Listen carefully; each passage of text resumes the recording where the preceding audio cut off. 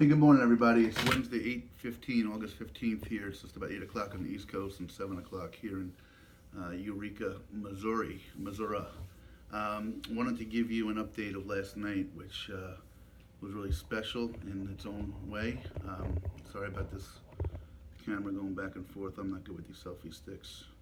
And my tripod got jacked up a little bit. I gotta fix that. Anyway, so let's talk about, usually I like to tell folks where I'm heading to, and it's a dilemma right now for me. I'm trying to figure this all out because I would like to get to a town. My goal is to get to a town called St. Clair, Missouri today, in Missouri. But that's about 25 miles away. It was going to be a big endeavor, being I usually max out at 20, and quite frankly, that takes its physical toll on me. So I'm trying to, but the other problem is it's, I won't say torrential out there, but it's a steady rain all day. So I can do the light rain really without a problem. It's when those bouts of the torrential rains come that make my sneakers into Herman Munster shoes that weigh 6 pounds each, and I get soaking wet, and the bag gets wet, even though actually the bag hasn't been wet in any of the rainstorms, nor have I. Frankly, the poncho thing is working well. But I guess I'm concerned about that. Anyway, so I don't quite know what my plan is for today yet. I'm working on that. I've been working on it for about the last half hour to figure if that's a town shorter, that it can be my fallback if I don't quite make it or the rain kicks in. Because the other part of the challenge for me is that a large portion of today's walk is going to be on highway. And when I'm on the highway, quite frankly, when I'm on any road, it's very, very rare that anybody engages me on the road. If I don't stop in at a local mini mart, McDonald's, diner, something, I don't get much engagement or interaction. So, that's the kind of thing that beat me up yesterday really good, and it's happened before on the trip. So when you're out there for 9-10 hours, walking, battling your mind, and just not meeting anybody, talking to anybody, you kind of just, man, I sure wish I could have my car with me right now and just get up to the next spot. But anyway, that's not what this is about, because there's been some amazing parts of the journey that have happened because of the walking, so I'm not complaining about that. I do want to talk about yesterday a little bit and kind of give you guys an overview. If I could ask for some help maybe with something. So one of my biggest challenges as a person, maybe a flaw, is that I wear my emotions on my sleeve. When I'm up and happy and passionate, you know it. People have emailed me and texted me. They love my enthusiasm. When something, it's not an act. When I believe in something, it's just I'm gung ho about it. In fact, speaking of that, I got to talk about something else. When I'm down or bothered a little bit, I don't try to be mopey or whiny. It just happens. It comes out of my sleeve and it comes across. So. And in fact, to those of you that are new to the journey, one of the reasons I took this tour, the one thing that opened my eyes to how I had changed as a person, was my daughter, my 11-year-old, saying what she said to me getting off the school bus one day, which you can go back and hear if you're interested. I've said it so many times, I don't want people getting bothered by it. But it made me realize that, I'm a hero to these kids, and they look up to me, and how I carry myself reflects upon how they view life. And inspired me to do this journey. Well, with that, guys, like I said, I'd ask you all to try to understand me a little bit, if you can, and that I'm going to have some ups and downs. And unfortunately, I know a lot of you care about me out there, and a lot of you want me to succeed and are pulling for me. There are different degrees, and I'm so not close to being, bottomed out or ready to give up or anything like that. Have a tough day here or there, battling myself, and I know that comes out on the camera. And you guys have said a lot of nice things to boost me up, and I need those. I really do. They really truly make me feel good, and I get a little bit high when I hear those things. It carries me through. So please don't stop doing those. At the same time, though, like I said, there are different degrees of things. So if I say that I'm tired, or I'm hurting, or I'm having a bad day, I don't want you to get too concerned for me. I try to be as transparent and honest on here as I am, as I try to be in my everyday life with my kids, and admit my flaws and my strengths and my weaknesses. So, when I'm down, I'm going to tell you. When I'm hyped, I'm going to tell you. When I'm, in a great way. You're going to know it. I won't have to tell you. You'll just see it in my face and my actions. And a lot of you have seen those videos. So that kind of brings me to yesterday. So I spent the night before with Mary, my friend from St. Louis, and she's fascinated with what she's done and what she does for the Girl Scouts. Served 3 years in our Peace Corps, helping out in Zambia, and we left. I left her probably 8:30 or so in the morning, and started my journey. Started taking some back roads. I know I always look away, guys. I'm always looking around. I'm sorry. But I was taking some back roads, trying to stay off the highway, because again, the highway, just cars zooming past you, one after another after another. There's a safety issue, there's a mental issue. So I try to stay to some of the back roads. And yesterday was funny. I found a road called Route 100, which reminded me just of back home was just strip shopping center after strip shopping center for a long, long portion.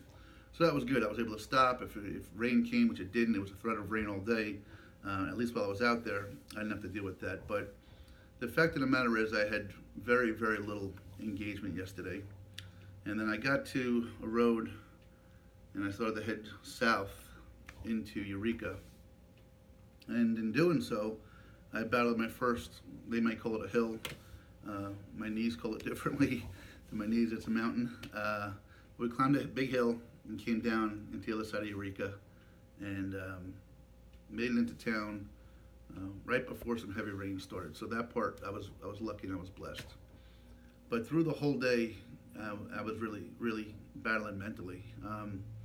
I don't know, there's something about the unknown of the West. I've heard so much about these big gaps in spaces about trying to get out there. And I'll be honest with you, I love meeting the people, even if it's not a good occasion. That's what the story's about. But when there's no people,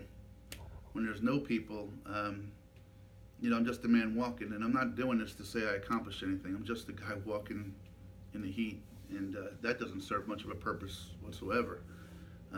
At least for me, it's not. Again, I'm not trying to say I climbed Mount Everest. Anyway, so I made it into Eureka, and late afternoon, and I went to a place.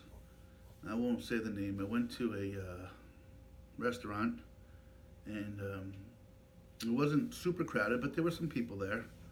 But normally, the servers or the waiters or the waitresses, they see people all the time. So when somebody comes through with a story like mine, it usually catches at least their attention and their eyes open wide with a really, or they tell you a little bit about it. Well, and this is, please don't tell me I'm judging people. I'm not judging people. I'm just telling you what I saw, the observation.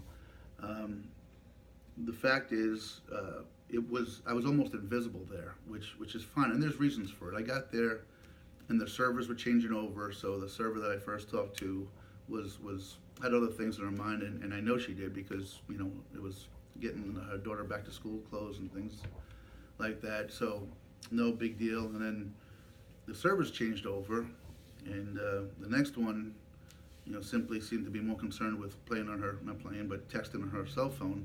Again, I'm sure with kids in school and things like that, probably making sure everything gets done. But no real, not even great service from a customer standpoint. So, here I was going somewhere to relax and decompress and hopefully meet some folks. Just the day before, if you watch my videos, you saw I had 2 unbelievable conversations and moments of the trip when I was talking to Drew up in Ferguson, and then I made it to McDonald's and I spoke with Hutcher and Gloria and Dale, and those things are what this trip is about. The people I'm meeting, the conversations, the discussions, even though they're different opinions. So I have to walk in 10 hours to come to this place, and then, like I said, basically I was invisible to them, and again, that's not their fault at all. It is what it is. So I decided to head out, and at that point, the sky just opened, and it was a heavy, heavy, heavy rain, and I was fortunate to be sitting under an awning for a good 20 minutes, and then the real heavy stuff came down. And it wasn't a downpour at that point; it was just a steady rain. Then the real downpour came down, and even the awning wasn't going to be good enough. But luckily, that was another little overhang that I was able to go in and stay dry. But at that point, here's where the night got a little crazy. Not crazy, but really where the people took me to a new level when they didn't have to. So first off, up the road was the Elks Lodge of Eureka Pacific, Missouri, and I went up there, and a couple of gentlemen were unloading the truck, and I kind of told them what I was doing. You have to be a member to be there. Certainly, I'm not a member, but I asked the gentleman if they would mind if I kind of came in and talked a little bit and sat down. And the gentleman was more than graceful, let me come in, and there wasn't a lot of people in the place at the time, maybe 10, but he made sure to tell everybody what I did, and I didn't know that at the time. I just tried to stay out of harm's way. So one gentleman bought me a beer, and it was a big hall, big for what I'm used to for these VFWs and American Legions and Ellis Lodges. So it was pretty large. So I went in the back corner, found an outlet, charged my phones, was minding my business. I got to get whatever that wash thing is. I got wrinkly collar. Anyway, that's why I don't look at this thing. I'm always critiquing something.